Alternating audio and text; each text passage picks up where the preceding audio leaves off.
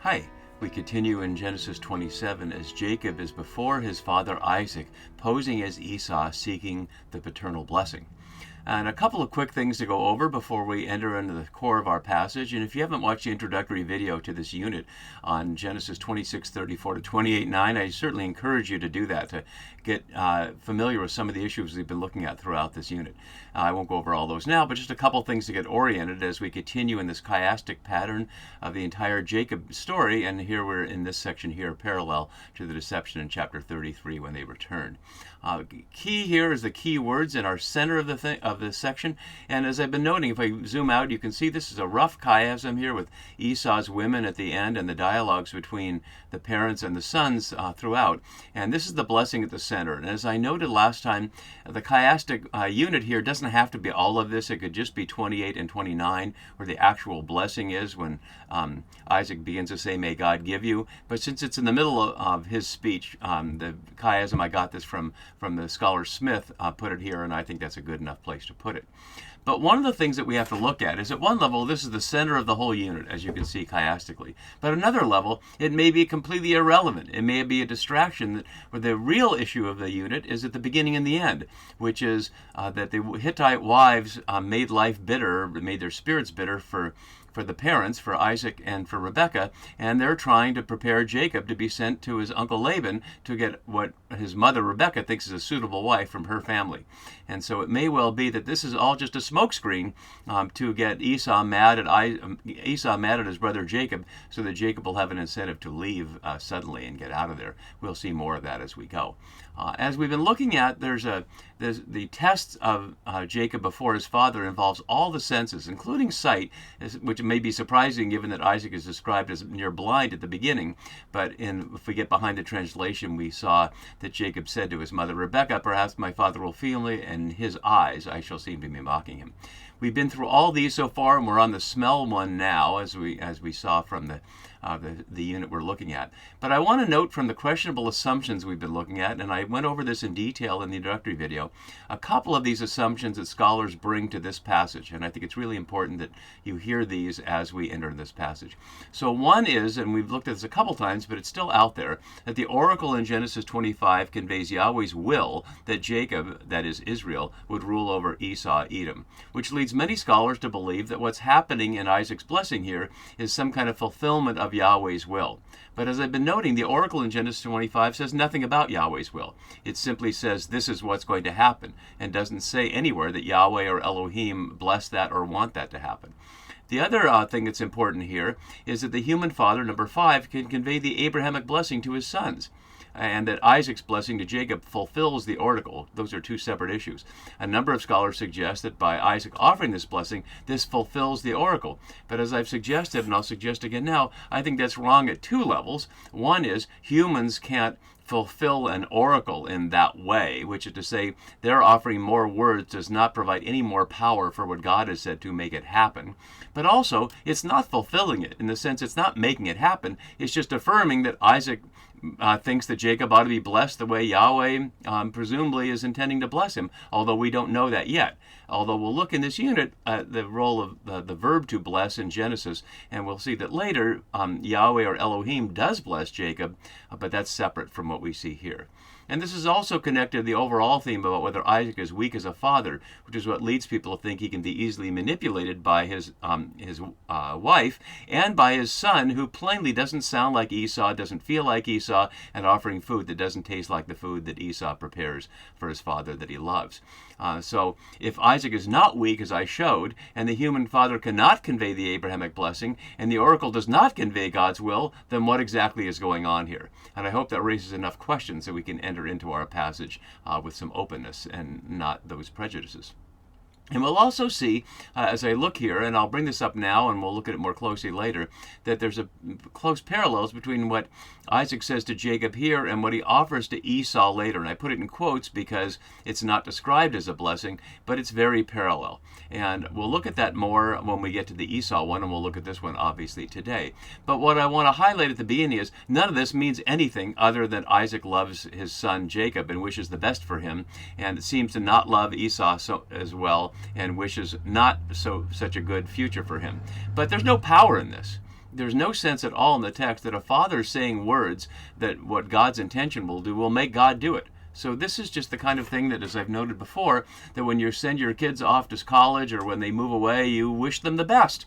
You hope that they have a good job and have a good family and all that, but you're saying it does not make it happen, other than the fact that it establishes a good relationship between your child, and that may give them a good attitude toward their life, and good things may happen from that. But that's obviously separate from the content of the words.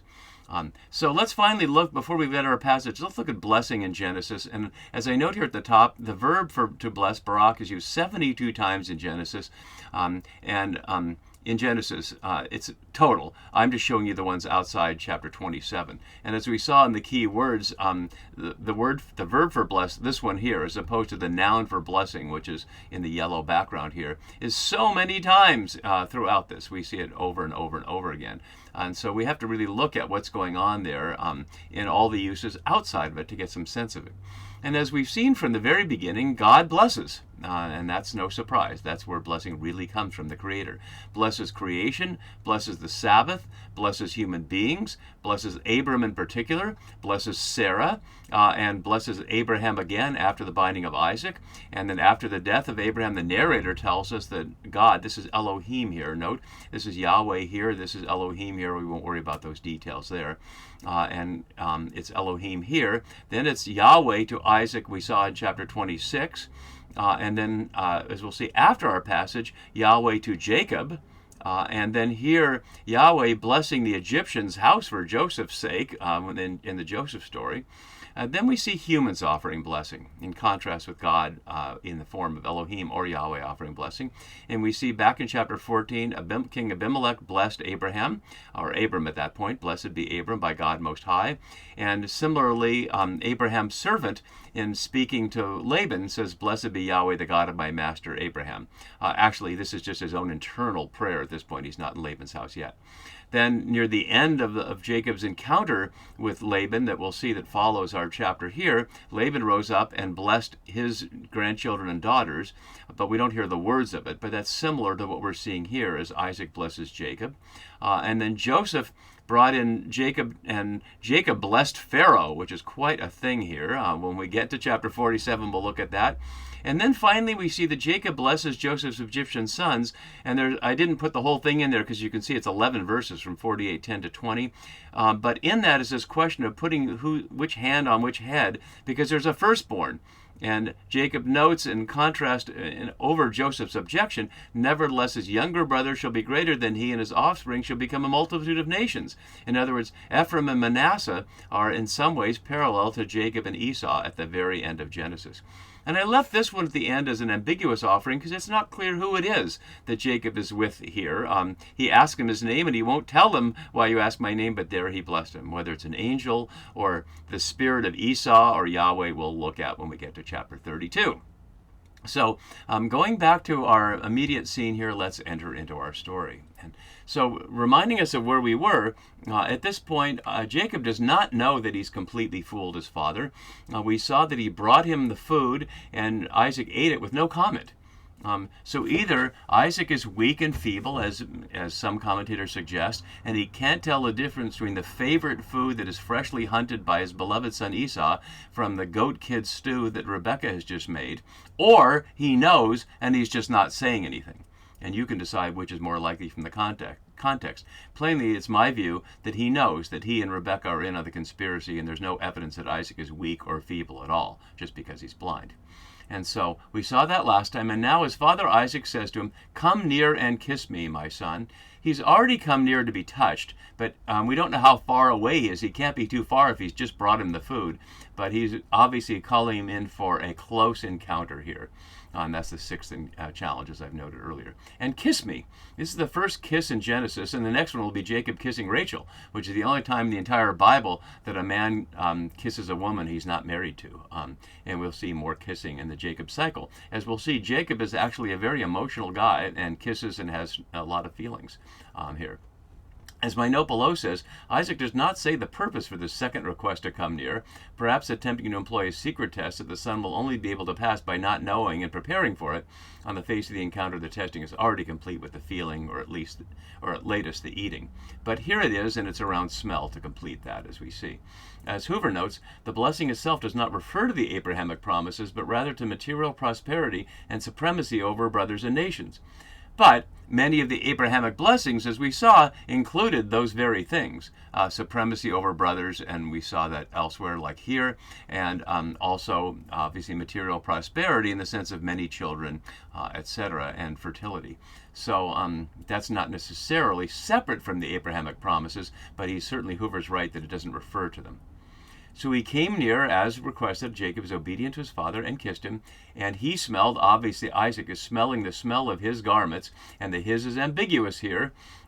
As my note has, the only aspect of the fraud that is true, they really are Esau's clothes. And so that one is one that Jacob can get away with, as opposed to the kid skin, or the goat skin, replacing the feel of Esau's actual hairy arms. And he smelled here, and both verb and noun elsewhere at Genesis only at 8:21, which is the smell of the sacrifice that ends the flood story there. So that's Yahweh smelling the smell of that. And garments here, begediv here can mean deceit as well as clothes. It's a normal word for clothes, but it could mean deceit here, adding just a little subtext of ambiguity to that. But he doesn't say anything about that, and obviously Jacob passes the test of smelling like Esau, and he goes on like this. So, let me scroll down a little bit so we can see the whole thing. And he says, the smell of. Westerman, from his older perspective, notes a completely self-contained blessing of fertility from the period of settlement, following Westerman's older view that there's some element of the story that's from the actual time of the story in the 2nd millennium BCE. As White notes below, relating to re'ah, the word for behold here, not the usual henna, translated here as the blind Isaac sees the smell. The use of the verb see by the blind Isaac accurately points to the replacement of his sight by the olfactory sense as the final basis for his decision, which is to say, the word here suggests a seeing, a look or behold. So the smell of my son, and not naming which son he believes it is like the smell of a field that Yahweh has blessed. As Rashi notes from the Midrash, quoted from Viva Gottlieb Zornberg, nothing smells worse than goat's hair, but the fragrance of Eden came in with him. A classic Midrashic element there. So the smell of the field, what is it he's exactly smelling? Esau's not a farmer, so it's not the smell of crops. It's not necessarily the smell of manure. Is it just the smell of the woods, to the extent there are woods in which the deer or whatever it was he was hunting would come? We don't know exactly what that is, but Isaac interprets it as Yahweh's blessing. Yet that smell expresses blessing. And as Zucker notes, Isaac's use of the code word Yahweh underscores how he was part of this careful stratagem.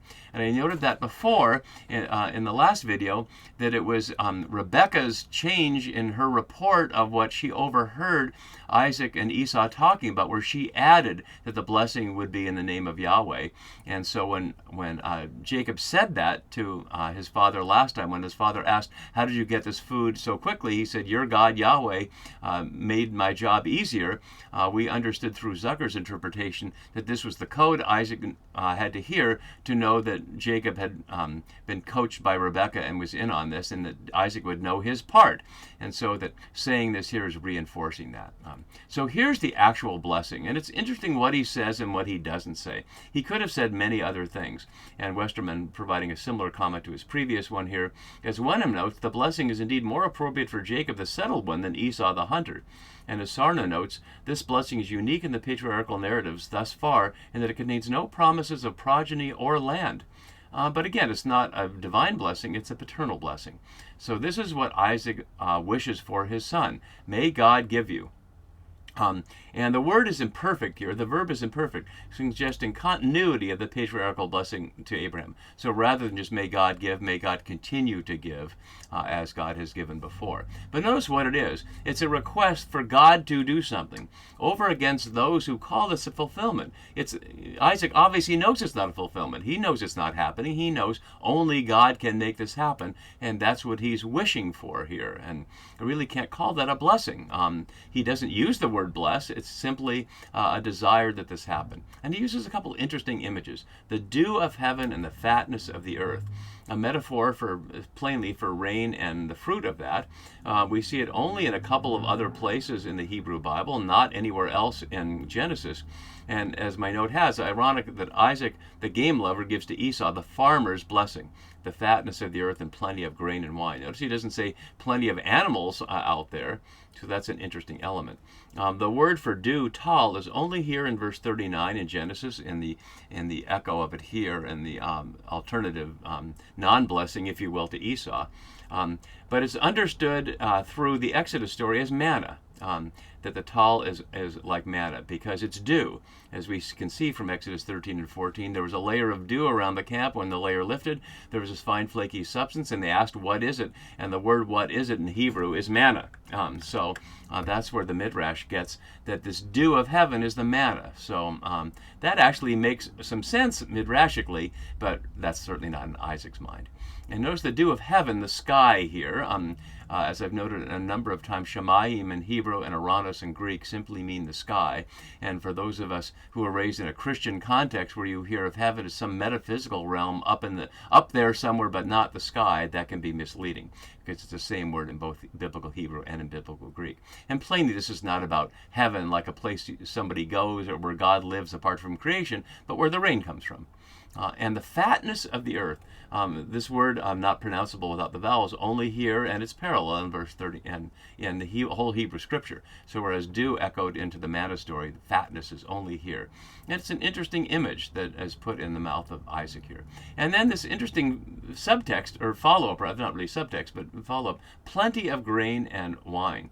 The word for plenty, rov, here is related to the word rav, and I won't get into all the word connections there, but this is connected with the birthright issue there, so there may be an echo there. And interestingly, of grain, given that Esau is all about animals, but grain and wine. We noted earlier that Jacob brought his father wine, and wine was associated in Genesis only with fathers and children, with Noah and with Lot, and here. So that was an interesting thing.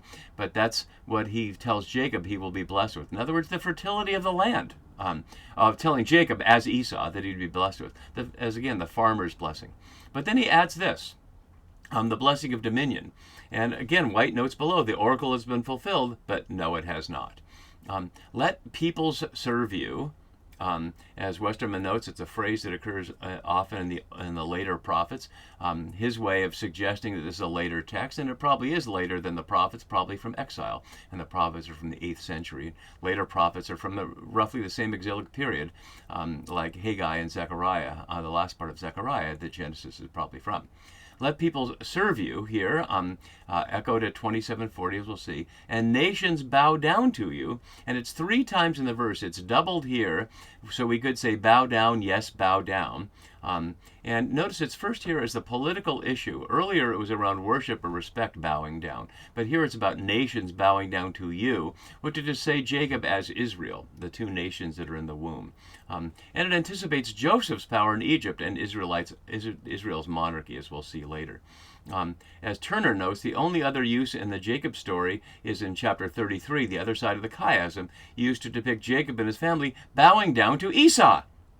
Really highlighting that not only does this not happen, but the exact opposite of it will happen, at least temporarily. So he continues, be Lord over your brothers. Again, the word only here in its echo, although not in this passage, but a little later in our passage. And again, it'll be ironic in light of in the return that Jacob keeps calling Esau Adon, or Lord. And then we get the curiosity of brothers. And as Willa Gaffney notes, it can certainly mean kinfolk, in contrast to the more specific, your mother's sons that follows. But it's not clear. We only know there's obviously just the 2 brothers. So that could mean over the descendants and others moving on. Westerman notes it's the blessing to Israel as a tribal confederation, and that may well be that this is not about Jacob and Esau, but about Israel and Edom. But I'm not gonna do that there. As Levinson notes below, Jacob's mastery over his brothers, the plural, need not to be taken literally, although I'm not sure why that's the case, of how he's excusing that. Probably connected to King David's subjection of the Edomites. And as I've been noting, there are many connections between Genesis and the monarchy story, and we'll look more at that some later. So that may be what's going on here for the audience, that it's about Israel and Edom in the time of monarchy, and not about Jacob and Esau in the story of Genesis. But certainly readers of Genesis don't see it fulfilled. It's fulfilled outside of this text. And so may your mother's sons, here, the children of your mother, and as Gaffney notes again, narrower than the previous phrase, and curiously suggesting more children of Rebekah, but we never see those, bow down to you. And of course that never happens. And then we have this very Deuteronomic summary at the end. Cursed be everyone who curses you, and blessed be everyone who blesses you, which matches what we saw in 12:3 up here. I forget if I put that here. I will bless those, Yahweh speaking, those who bless you, and the one who curses you I will curse. This doesn't attribute who it would be by. Presumably it suggests it's God, because he's offering this prayer of something, or this blessing, it is a prayer of something God would do, but he doesn't mention God here. And that's what he gets. And as I note here, none of it means anything. But what it'll lead to, as we'll see in the following videos, is Esau rightfully being very upset, extremely upset that this has happened, and eventually deciding his only solution is to plot to kill his brother. We'll continue with our story next time. See you then.